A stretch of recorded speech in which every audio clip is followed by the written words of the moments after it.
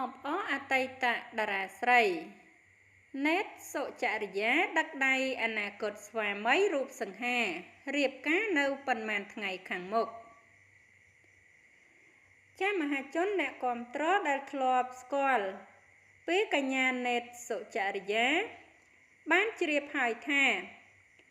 នាងធ្លាប់ជាអតីតពិធីការនីមានប្រជាប្រិយភាពមួយរូប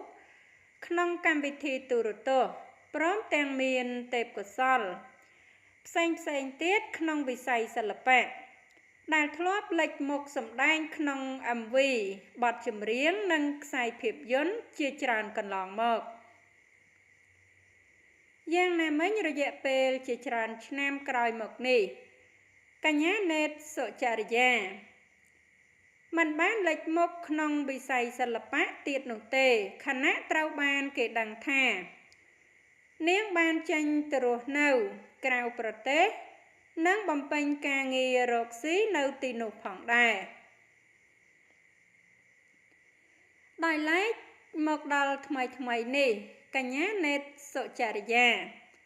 បានធ្វើឲ្យមហាជនអ្នកគាំទ្រចាប់អារម្មណ៍ជាថ្មីក្រោយឃើញវត្តមានរបស់នាងបង្ហាញមុខនៅលើទឹកដីកម្ពុជាជាមួយនឹងសិល្បករដទៃថែមទាំងប្រកាសដំណឹងល្អនៃរឿងសិរីមង្គលទៀតផង